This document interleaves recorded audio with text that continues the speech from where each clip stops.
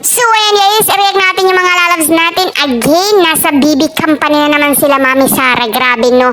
Ang dami mo palang mapagpipilian dito. Talagang tuwang-tuwa yung bata. Kasi sa dami pa namang mga toy, di ba?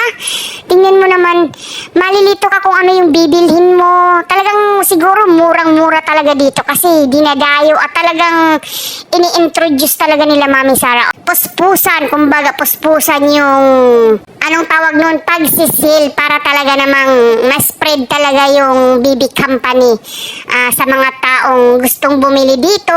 Dito na po kayo bumili. Kasi proven and trusted na to ni Mami Sara para kay Amara, mga toy ni Amara. Mabilis talaga matuto yung mga anak mo kapag ito yung mga kinukuha mo. Tingnan mo, ang bilis niya maglakad.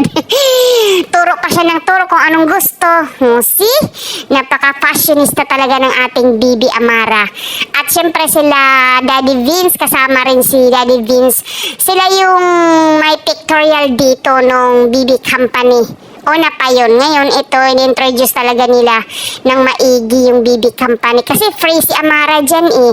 Free daw binibigyan si Amara ng mga toys, mga gamit. Hindi lang mga toys, mga gamit para pang bata. At marami pang iba. At yan si Sir Vince, Dagan Pilipinas.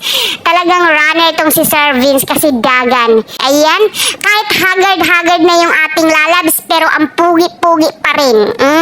At si Tiyo Bayan, yan. Sweet din yung mga aso niya sa kanya. At ayan, nagpapasalamat sila sa BB company, syempre. Starring ang mag-ina at mag-ama. At si Miss Jubes, oh, yan. Nakakatuwa dito si Miss Jubes. Mayroon siyang ka-chat meet dito. Talagang nagtatanong talaga yung ka-chat niya or ka-text niya kung sino si Love. Si Tubino pala. Alam mo namang Tubino kung sino yung love niya or erog niya. Wag mo nang itanong. Pero bakit Love yung tawagan nila? Kung yun man yung tawagan nila, no? At sa mga hindi pa naka-order, order na kayo ng Kumares Collection. Yun lang po yung update reaction natin sa mga lalabs natin. Bye-bye! Love you!